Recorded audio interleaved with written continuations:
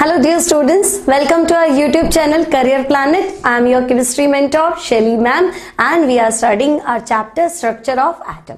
So students, in our last session we have already discussed discovery of electron by CRT experiment, discharge tube experiment और cathode ray discovery. Clear? तो cathode ray की discovery से हमने discovery of electron according to J Thomson पढ़ रखा है. Clear? आज के सेशन में हम डिस्कस करेंगे discovery of anode rays means proton discovery, then discovery of neutron, then Rutherford model. So let's start our chapter structure of atom. So students, CRT experiment हमने देखा था, है ना. कैथोड रे एक्सपेरिमेंट में हमने लिया था एक CRT 60 centimetre long glass tube, फिर हमने लगाया था कैथोड, फिर लगाया था एनोड, दोनों को कनेक्ट किया था बैटरी 10,000 वोल्ट और लो प्रेशर. क्लियर? तो लो प्रेशर पे गैस, कोई भी आप स्पेसिफिक गैस भर सकते हो, ठीक है. उसमें आप क्या देखोगे कि जो पूरा का पूरा ट्यूब है ना, वो क्या हो जाता है एकदम ग्रीन. देखा था आपने लास्ट एक्सपेरिमेंट में, पूरा का पूरा ट्यूब जो है वो कलर से, ग्रीन कलर से क्या हो जाता है, चमकने लग जाता है, ग्लो करने लग जाता है. तो हमने देखा कुछ रेस तो है. क्लियर? फिर डिस्कवर हुआ कि some rays are moving from cathode to anode. अब कैथोड से एनोड क्यों? क्योंकि हमने एनोड में एक छेद कर दिया था by making a hole in the anode, और पीछे हमने ZNS का स्क्रीन लगाया था जो कि फ्लोरोसेंट होता है. फ्लोरोसेंट मतलब कोई भी चीज जब उससे टकराती है ना, कोई भी वेव या कोई भी पार्टिकल जब उस पर टकराता है, स्ट्राइक करता है, तो वो फ्लैश बनाता है. क्लियर? अब हमने देखा एनोड में होल किया, है ना, और हमने कैथोड रे की डिस्कवरी की. अब उल्टा भी तो हो सकता है, कैथोड में भी तो छेद करके देख सकते थे, क्या पता कुछ और चल रहा. ठीक है, तो इस बार हमने क्या यूज किया बच्चों, तो देखो परफोरेटेड कैथोड. अगर आप ध्यान से देखोगे तो ये तो वही है discharge tube, 60 centimetre long glass tube, जिसे हमने नाम दिया है डिस्चार्ज ट्यूब, और we can see CRT. Clear? अब देखो बैटरी वही है, 10,000 वोल्ट की बैटरी है. क्लियर? और कैथोड लगा दी, सॉरी एनोड है, ये कैथोड. अब अगर ध्यान से देखा जाए बच्चों, तो जो ये कैथोड है, this cathode is perforated cathode. अब परफोरेटेड का मतलब समझ में आ गया, इसमें बहुत सारे होल्स है, और इस बार जो स्क्रीन है वो उसके बैक साइड में है. मींस सेम एक्सपेरिमेंट परफॉर्म करना है. पिछली बार हमने एनोड में एक होल बनाया था, तो हमने कैथोड रेज डिस्कवर की. इस बार हमने कैथोड में ही होल बना दिया, एक होल गया, बहुत सारे होल से परफोरेटेड कैथोड ले लिया, और स्क्रीन जो है इसके बैक साइड में है, फ्लोरोसेंट स्क्रीन. अब क्या देखते हैं, तो देखो ये हमारा सीआरटी एक्सपेरिमेंट हो गया, है ना. आप ध्यान से देखो, आपको क्या दिख रहा है, डिस्चार्ज ट्यूब दिख रहा है, सीआरटी दिख रहा है, कैथोड है, एनोड है. क्लियर? इस बार जो कैथोड है that is perforated cathode. Clear? तो देखो अब यहां पे फिर तुम्हें फ्लैश दिख रहा है, means some rays are moving, but इस बार क्या है, फ्रॉम एनोड टू कैथोड. तो जो कैथोड से एनोड चल रही थी दैट इज कैथोड रेज, है ना. नाम हमने क्या दिया था भाई, कैथोड से निकल रही है, एनोड की तरफ चल रही है, स्ट्रेट लाइन में चल रही है, तो कैथोड रेज. अब एनोड से रेज निकल रही है and they are moving toward cathode. Clear? और स्क्रीन पे आपको फ्लैश दिख रहा है ना. तो हम कहेंगे now rays are moving from anode to cathode. These rays were named as anode rays, और we can say canal rays. Clear? तो मतलब सिचुएशन में दोनों है, जो भी आपका परफेक्ट पिक्चर है उसमें कैथोड रेज चल रही है, लेकिन साथ साथ में क्या हुआ, एनोड रेज भी चल रही है. डिस्कवरी साथ साथ में नहीं हुई, डिफरेंट डिफरेंट टाइम पे हुई. क्लियर? तो आप देखो क्या दिख रहा है आपको पिक्चर में, कि कैथोड रेज भी मूव कर रही है as well as anode rays भी मूव कर रही है ना. तो ये साइड आपको दिखा दी कैथोड रेज और कैनाल रेज. कैनाल रेज मतलब वही है एनोड रेज. ठीक है, तो अब आपको क्लियर हो गया कि हाँ, कैथोड रेज कैथोड से निकल रही है, एनोड रेज एनोड से निकल रही है. अब अगर इलेक्ट्रिक फील्ड अप्लाई कर दो, है ना, अगर एनोड रेज के बाद में क्या रखे, इलेक्ट्रिक फील्ड, एनोड रेज निकल रही है ना, अब आप इलेक्ट्रिक फील्ड अप्लाई करो. अब आप क्या देखोगे कि इलेक्ट्रिक फील्ड अप्लाई करने पर दे डेविएट टुवर्ड्स नेगेटिव प्लेट, ये माइनस की तरफ मुड़ जाती है. तो माइनस की तरफ मुड़ जाती है मतलब they are made up of positively charged particle. अब ये जो पार्टिकल है बच्चों, these particles were named as proton. Clear? तो ये जो परफॉर्मेंस था, डिस्कवरी थी, ये डिस्कवरी थी गोल्डस्टिन। प्रोटॉन की डिस्कवरी किसने की? गोल्डस्टिन। तो अब हमें क्या ध्यान रखना है?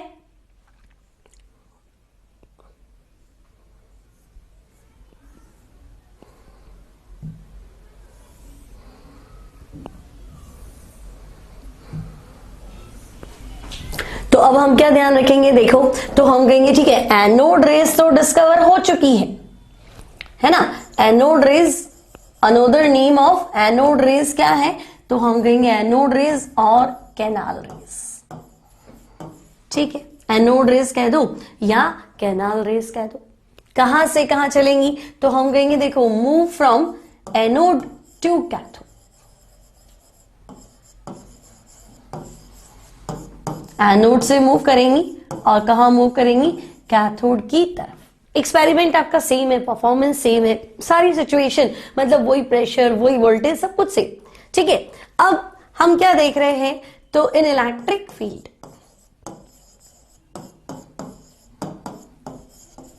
इन इलेक्ट्रिक फील्ड दे डेविएट टूवर्ड्स।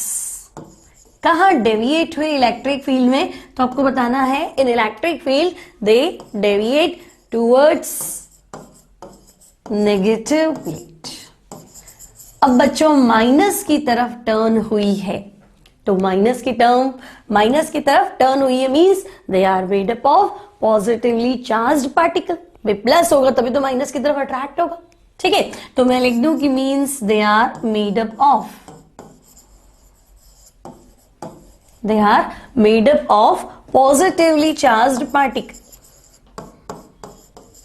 पॉजिटिव पार्टिकल्स लिख दो या पॉजिटिवली चार्ज्ड पार्टिकल्स।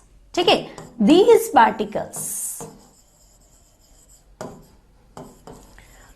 पार्टिकल्स को हमने क्या नाम दिया? तो these particles were named as proton.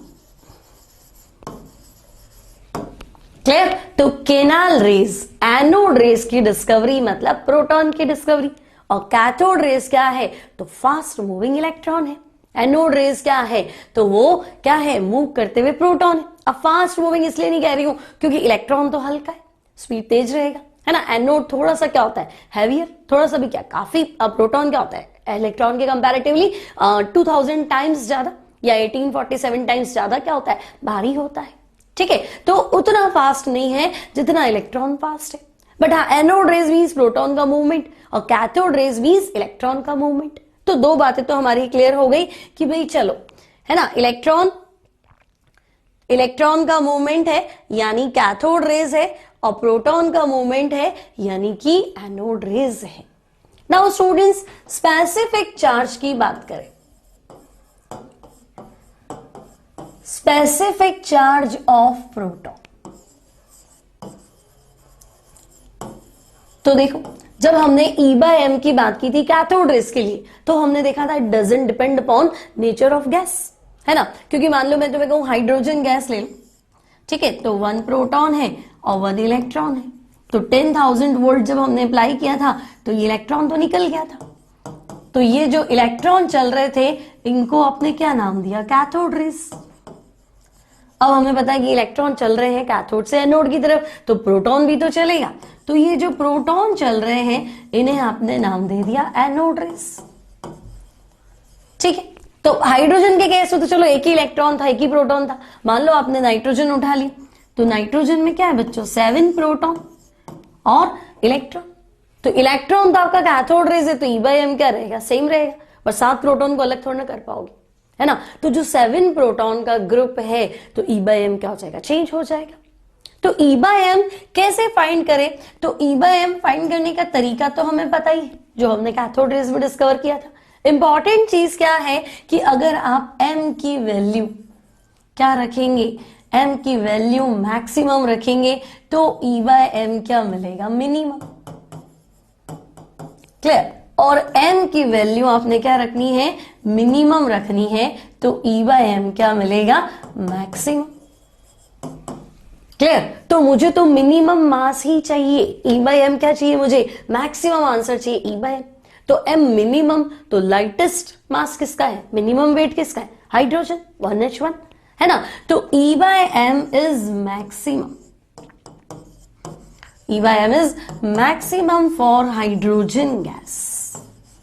Hydrogen gas के लिए E by M की वैल्यू क्या मिली, मैक्सिमम मिली, क्योंकि देखो हाइड्रोजन मतलब अपने आप में क्या है, एक प्रोटॉन ही तो है, ठीक है। H2 इसलिए लिखा है क्योंकि डिस्चार्ज ट्यूब में पहले H2 क्या हो जाएगी, आयोनाइज्ड हो जाएगी, है ना। पहले तो अपने एटॉमिक फॉर्म में आएगी, देन आयोनाइज्ड हो जाएगी, क्लियर। तो हम कहेंगे E by M मैक्सिमम है, वैल्यू कितना है, तो 9.584 into 10 to the power 4 coulomb per gram.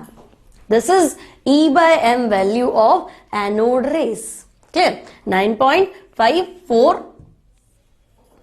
into 10 to the power 4 coulomb per gram, clear.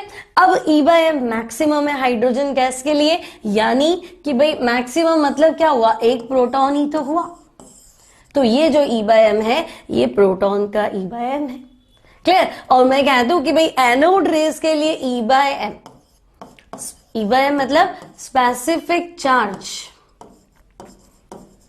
Specific charge of anode rays depends upon nature of gas, depends upon nature of gas filled in discharge tube. जो discharge tube में हमने gas fill की है उसकी nature पे E by M depend करेगा, क्योंकि gas बदलेंगे तो M बदलेगा, M बदलेगा तो E by M क्या हो जाएगा, चेंज हो जाएगा। लेकिन कैथोड रेज में ऐसा नहीं था, cathode rays means fast moving electron, तो गैस कोई भी लो इलेक्ट्रॉन तो सेम ही है ना, तो E by M क्या रहता है, सेम रहता है, क्लियर। तो E by M हमें क्लियर हो गया कि हाँ एनोड रेज का इतना है। नाउ अगर मैं पूछूं कैथोड रेज और एनोड रेज स्पीड किसका तेज होगा, तो अभी हमने डिस्कस किया था cathode rays means fast moving electron, लेकिन anode rays means fast moving proton. पर प्रॉब्लम क्या थी कि proton is heavier than electron, है ना, E by M की वैल्यू से भी चेक कर सकते। तो प्रोटॉन जो है वो इलेक्ट्रॉन से थोड़ा भारी है, तो जो भारी है ना, जिसका वेट ज्यादा है उसका स्पीड क्या होगा, कम। तो मैं ये भी कह सकती हूं कि भाई speed of anode raise, speed of anode rays is slightly lesser than, ठीक है, lesser than cathode rays। Anode rays का जो स्पीड है वो कैथोड रेस से क्या है, थोड़ा कम है, because they are made up of proton and proton is heavier than electron, clear. यहां तक कोई दिक्कत नहीं। तो हमें प्रोटॉन की डिस्कवरी क्लियर हो गई, इलेक्ट्रॉन की डिस्कवरी क्लियर हो गई। नाउ डिस्कवरी ऑफ न्यूट्रॉन क्या है, तो बच्चों डिस्कवरी ऑफ न्यूट्रॉन की अगर मैं बात करूं,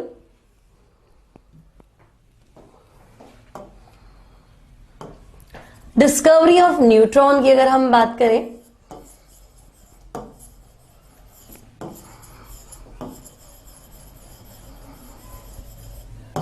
तो neutron was discovered by James Chadwick, ठीक है। तो हम कहेंगे ठीक है भाई, डिस्कवर्ड बाय जेम्स चैडविक। किया क्या था जेम्स चैडविक ने, तो देखो जेम्स चैडविक ने क्या किया था, एक न्यूक्लियर ट्रांसफॉर्मेशन एक्सपेरिमेंट परफॉर्म किया था, है ना। किया क्या, तो उसने अल्फा पार्टिकल टकराए, ही stroke alpha particles,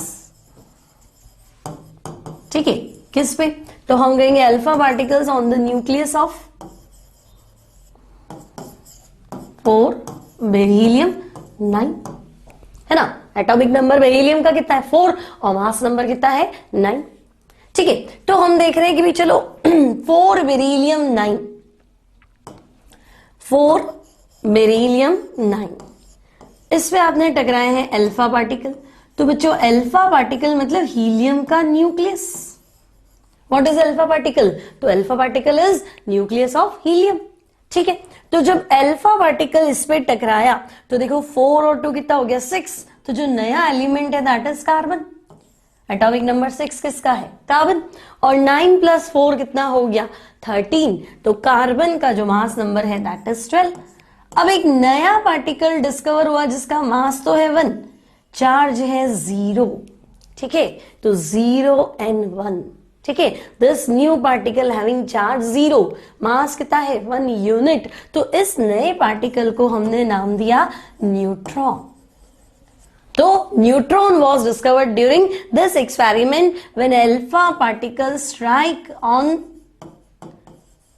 beryllium and converts beryllium into carbon, and a new particle is liberated which have charge 0 and mass is 1 unit. This new particle is called neutron because neutral है, so neutron।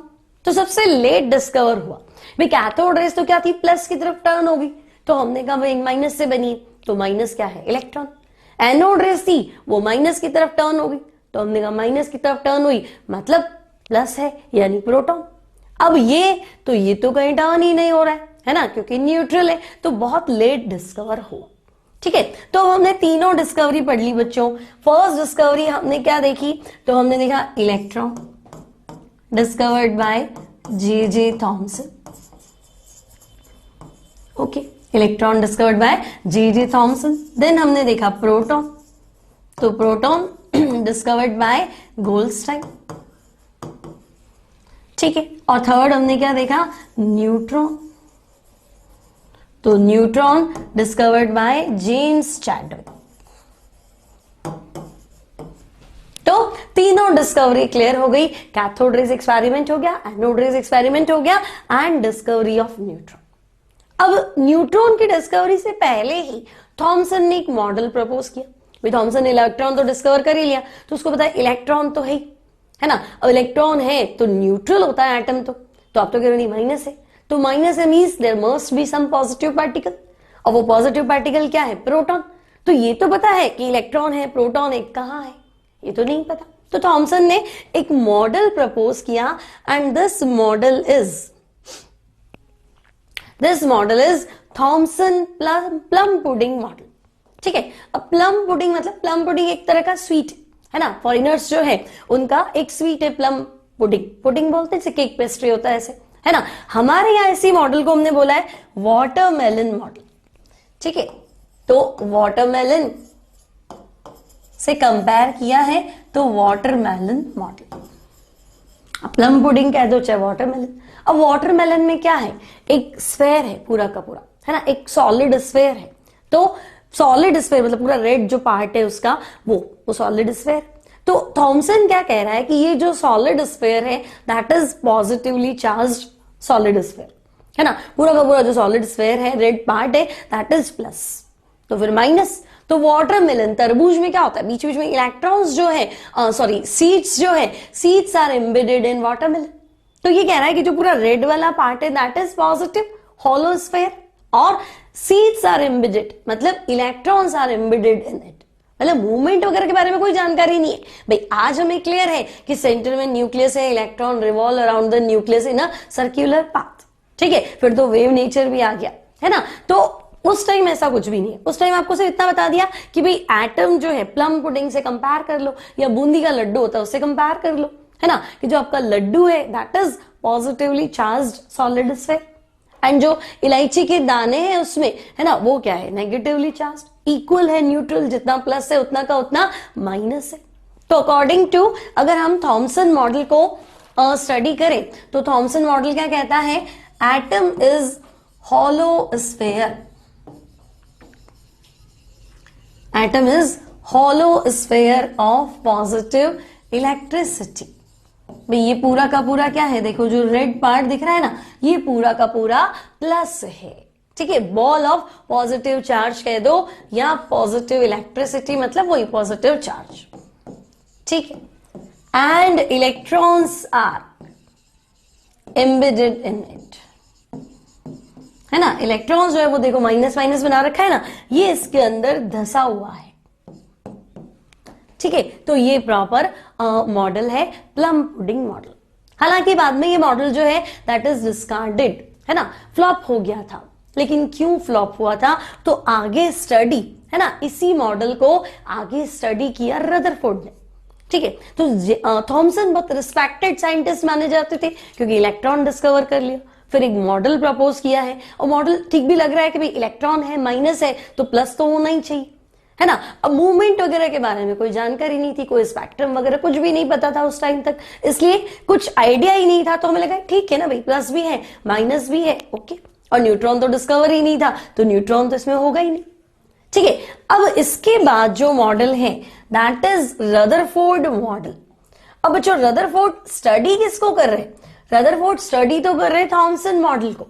तो अगर मैं Thompson model के according देखूं तो Rutherford ने क्या किया, fast moving alpha particle strike करा है एटम, है ना। तो fast moving alpha particle strike करेंगे तो उसको लगा रिजल्ट ऐसे आने चाहिए, है ना भाई। बीच बीच में इलेक्ट्रॉन्स क्या है, एम्बेडेड है, और बाकी वो तो पूरा पॉजिटिव है ही सही, तो पूरा पॉजिटिव चार्ज स्प्रेड है ना। पूरा जो गोला है आपका वाटरमेलन वो पूरा क्या है, पूरा प्लस है, तो पूरा पॉजिटिव चार्ज क्या यूनिफॉर्मली स्प्रेड है ना। तो अल्फा पार्टिकल इस तरह से सीधे सीधे निकल जाने चाहिए, तो होना तो था ये, बट रिजल्ट मिला ये, है ना। कुछ तो सीधे निकल गए, कुछ डेविएट हो गए, कुछ देखो बाउंस बैक हो रहे, है ना। 20,000 में से एक पार्टिकल क्या हुआ था, बाउंस बैक हो गया था।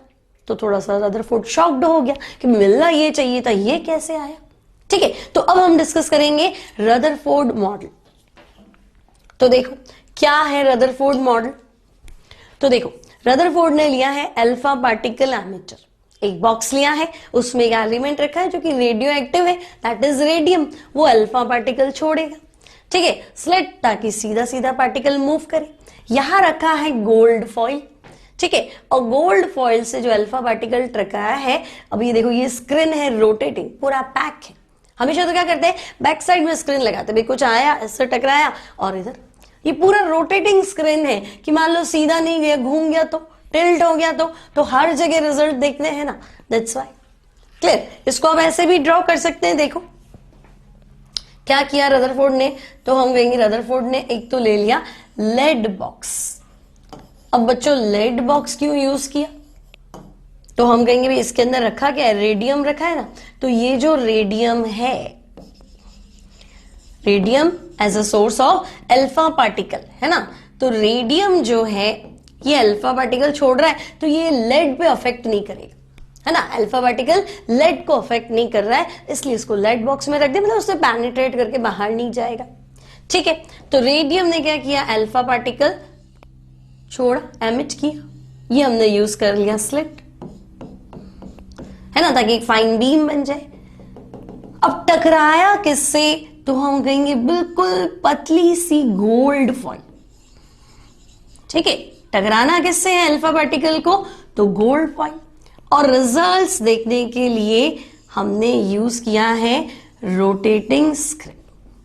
तो ये हो गया आपका रोटेटिंग स्क्रीन। फ्लोरोसेंट मटेरियल का होना चाहिए ताकि रिजल्ट्स हम देख पाए। सो ZNS का स्क्रीन लगा दिया, ठीक है, ये गोल्ड फॉइल है। और ये तो एक्सपेरिमेंट तो क्लियर हो गया, किया क्या, है ना। बाद में ऑब्जर्वेशन क्या है, कंक्लूजन क्या है, वो बात की बात है, बट एक्सपेरिमेंट क्या है, तो एक्सपेरिमेंट है रेडियम यूज किया क्योंकि रदरफोर्ड एक्सपर्ट था रेडियो एक्टिविटी के नॉलेज में, है ना। काफी सारा काम कर रखा था उसने रेडियो एक्टिविटी में। आपने रेडियो एक्टिविटी में एक फिजिक्स में लॉ भी पढ़ा होगा, रदरफोर्ड सोडी लॉ, है ना, रिलेटेड टू रेडियो एक्टिविटी। तो काफी अच्छा खासा ज्ञान था रेडियो एक्टिविटी का। तो उन्होंने देखा क्या अपन अल्फा पार्टिकल को मूव करा और स्ट्राइक करा एटम का स्ट्रक्चर देखने के लिए। और मैंने तुम्हें बताया भी था भाई फेमस मॉडल कौन सा था, थॉमसन। तो रिजल्ट तो एक्सपेक्टेड थे, ऐसे आना चाहिए, लेकिन आया नहीं। कंपेयर करके देखा था हमने, रिजल्ट में ऐसा आया नहीं, ठीक है। तो रेडियम यूज किया as a source of alpha particle, placed in lead box, क्योंकि लेड बॉक्स को अफेक्ट नहीं करेगा, पेनिट्रेट नहीं करेगा। हालांकि अब पेनिट्रेशन पावर जो है अल्फा पार्टिकल का वो बहुत कम है ना, इतना कम है कि एक पेपर को भी क्रॉस करके अल्फा पार्टिकल नहीं जा सकता, उसको भी पास नहीं कर सकता, है ना, पेनिट्रेट करके आगे नहीं निकल सकता। तो अब पेपर से भी पतला कुछ लेना पड़ेगा भाई। टकराओगे, कोई मतलब मेटल शीट ले लो, आयरन की ले लो, कॉपर की ले लो, तो काफी हैवी हो गया, है ना। अब उससे वो टकराएगा तो क्या होगा, पेनिट्रेट करके जाएगा ही नहीं, तो फिर रिजल्ट कैसे देखोगे। तो क्वेश्चन आता है भाई गोल्ड फॉइल ही क्यों लिया, महंगा भी, सिल्वर फॉइल ले लेते, कॉपर ले लेते, एल्यूमिनियम की पतली शीट ले लो, सस्ती पड़ेगी, आयरन की ले लो, गोल्ड फॉइल ही क्यों लिया। तो आंसर है गोल्ड की जो मेलिएबिलिटी है दैट इज मैक्सिमम, मतलब बिल्कुल पतली सी है ना, बिल्कुल पापड़ से भी पतला अगर मुझे शीट बनाना है तो वो गोल्ड का बन जाए, अदर मेटल्स में नहीं बनेगा।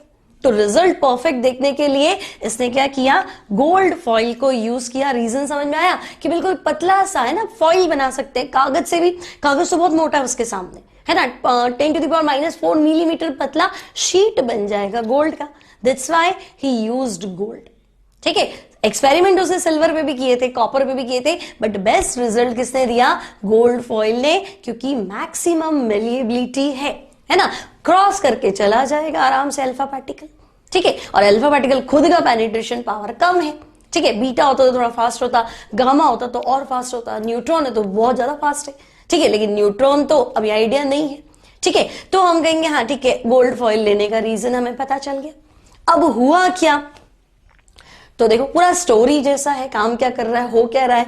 तो हमने देखा कि ये रहा अल्फा पार्टिकल है, ये गोल्ड फॉइल टकराया।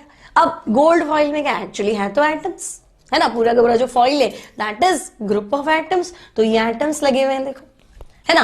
रिजल्ट क्या मिल रहे हैं कि देखो alpha particle, most of the alpha particle cross the atoms, सीधा सीधा बिल्कुल स्ट्रेट क्या हो गया, क्रॉस कर दिया, है ना, without any deviation. Some of them deflect from their path, देखो थोड़ा सा अपने रास्ते से भटक गया, है ना, तो कुछ कुछ तो डिफ्लेक्ट हो गया। एंड 1 आउट ऑफ 20,000, 20,000 में से एक पार्टिकल जो है वो बाउंस बैक हुआ। अब बाउंस बैक हुआ तो रदरफोर्ड को झटका लगा, अरे बाउंस बैक कैसे हो गया, मतलब ये तो ऐसा हो गया कि जो उसका स्टेटमेंट था उसको मैं शॉर्ट में बता रही हूं कि भाई ऐसा लगा कि जैसे कोई चेंज, तोप का गोला, तोप का गोला समझे ना कितना हैवी होता है ना, पूरी की पूरी बिल्डिंग उड़ाता है। तो चेंज का तोप का जो गोला है वो एक कागज से टकराया और वापस आ गया। इतना ज्यादा झटका लगा कि ऐसा तो पॉसिबल ही नहीं है, जो तोप का गोला है वो तो पूरी पूरी बिल्डिंग को ब्लास्ट कर सकता है और ये तो कागज से टकरा के आ गया। ऐसा कैसे हो गया भाई, अल्फा पार्टिकल इतना भारी है ना, फास्ट मूविंग और रिटर्न बैक हुआ, तो गड़बड़ तो हो ही गई, है ना, कुछ तो गड़बड़ है। तो हुआ क्या बच्चों, तो देखो हुआ क्या है, तो हम कह रहे हैं कि भाई ये एटम है। Clear, most of the alpha particle move straight without any deflection, without any deviation. तो भाई ये चले गए। ठीक है, कुछ बच्चों को लगता है कि भाई इलेक्ट्रॉन भी तो है। अच्छा, चार्ज ऑफ अल्फा पार्टिकल है ना, देखो थोड़ा आइडिया रखना, अल्फा पार्टिकल क्या है, चार्ज ऑफ अल्फा पार्टिकल, तो अल्फा पार्टिकल का चार्ज पॉजिटिव है ना, bi positive helium ion, di positive लिख देती हूँ, चलो डाई पॉजिटिव हीलियम आयन।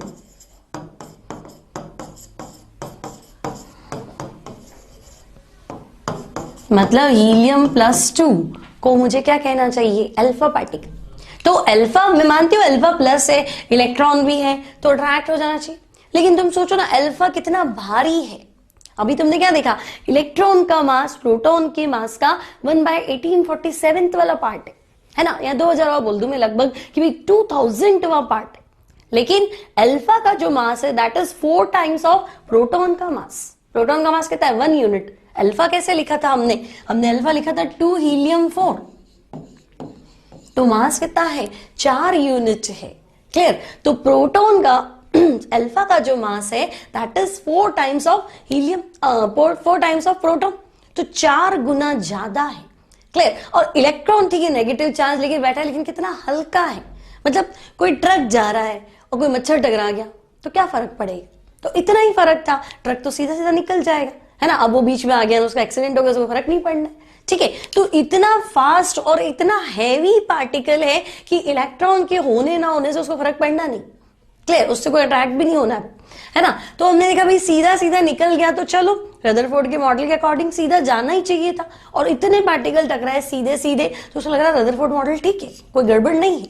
लेकिन कुछ पार्टिकल देखो some of them deviate from their path, ये तो डेविएट हो गया, यहां क्या गड़बड़ हुआ भाई, आपका अल्फा तो प्लस है ना, कहीं से रिपेल हुआ दिखता है, क्योंकि अट्रैक्ट होता तो वहीं रुकता, फिर ऐसे तो नहीं जाता। ठीक है, और एक पार्टिकल 20,000 में से तुम कह रहे हो एक गया और बाउंस बैक हुआ, बस यही झटका लगा रदरफोर्ड को कि ये क्या गड़बड़ हुई। अब देखो गया, टकराया नहीं होता है, प्लस से प्लस कोई टच तोड़ना होता है, है ना, गया है और इतना स्ट्रांगली रिपेल हुआ है कि वो वापस आया है। क्लियर? 20,000 में से एक पार्टिकल गया, टकराया नहीं, प्लस से प्लस कभी टच नहीं करता है, टकराएगा नहीं, इतना स्ट्रांगली रिपेल हुआ कि बाउंस बैक हो गया। ठीक है, तो ऑब्जर्वेशन क्लियर हो गई हमारी कि देखा क्या क्या इसने।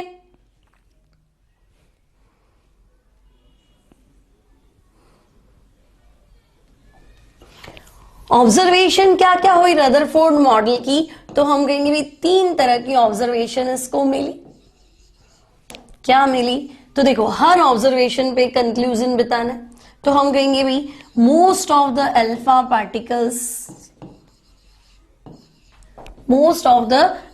Particles move through atom without any deviation. ठीक है भाई, मैक्सिमम तो सीधे सीधे निकले ही थे, हमने भी देखा था कि हाँ कोई डेविएशन नहीं था, और ज्यादातर अल्फा पार्टिकल क्या हो गए थे, बिल्कुल स्ट्रेट मूव हो चुके हैं, है ना। तो इसका मतलब क्या है, तो मैं कह दूं most of the part of the atom is hollow.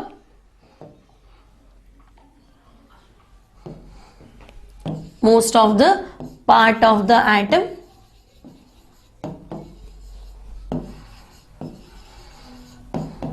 Is hollow. ठीक है, ज्यादातर पार्ट एटम का क्या है, हॉलो है। अब देखो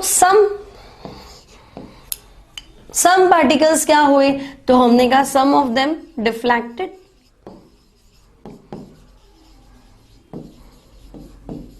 some of them deflected from their path, है ना।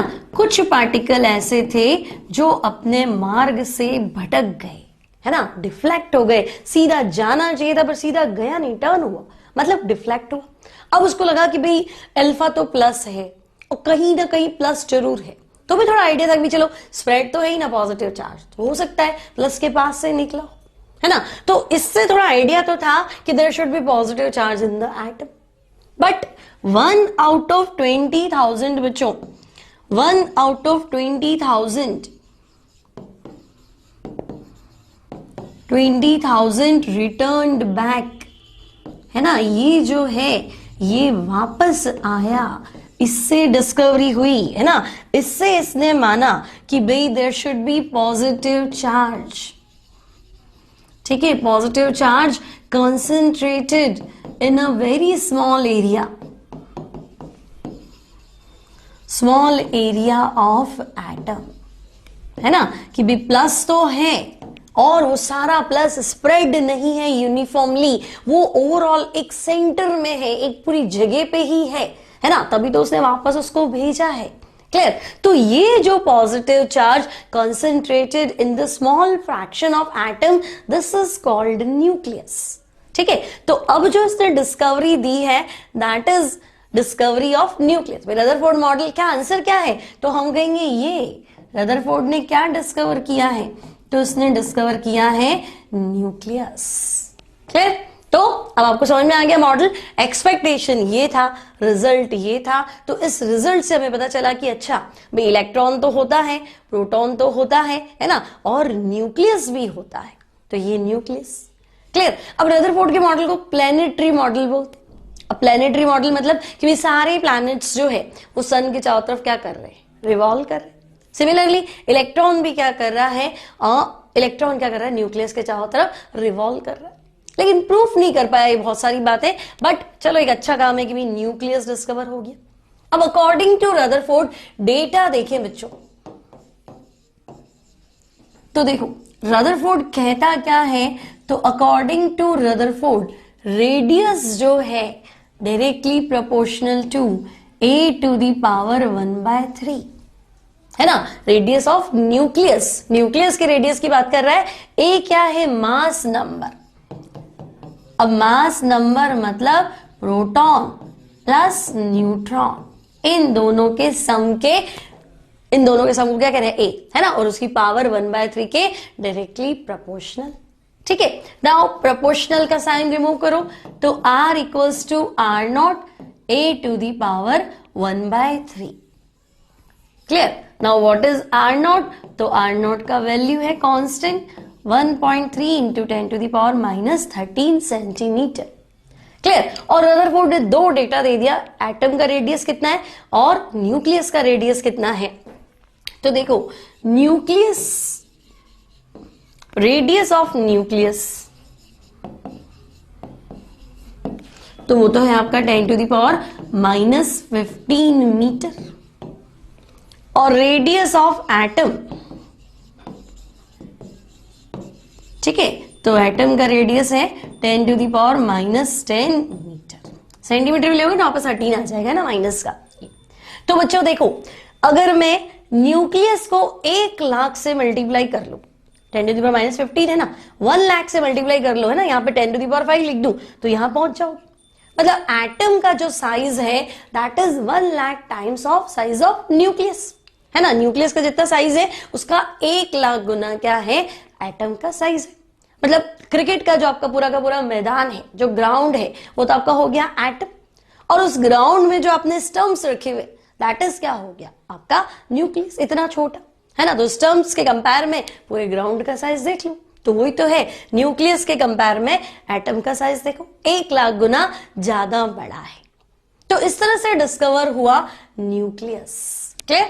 तो रदरफोर्ड मॉडल हमें क्या देता है, डिस्कवरी ऑफ न्यूक्लियस। तो बच्चों आज के सेशन में हमने क्या क्या डिस्कस किया, तो हमने डिस्कस किया सबसे पहले ये परफोरेटेड कैथोड का यूज क्या है, देन कैनाल रेज, है ना, कैनाल रेज। देखो क्या हुआ था, परफोरेटेड कैथोड से भी फ्लैश मिला, मतलब रेज तो और भी है। फिर हमने देखा दोनों साथ में है, भी कैथोड रेज भी है as well as anode rays भी मूव कर रही है।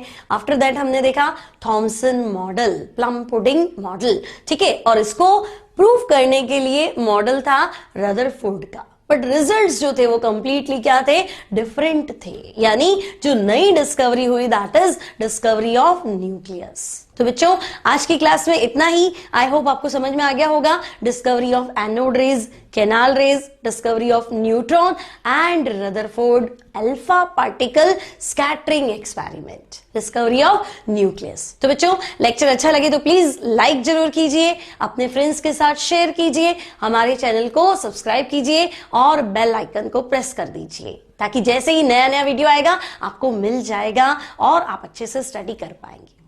मिलते हैं नेक्स्ट लेक्चर में, numerical problems based on Rutherford model.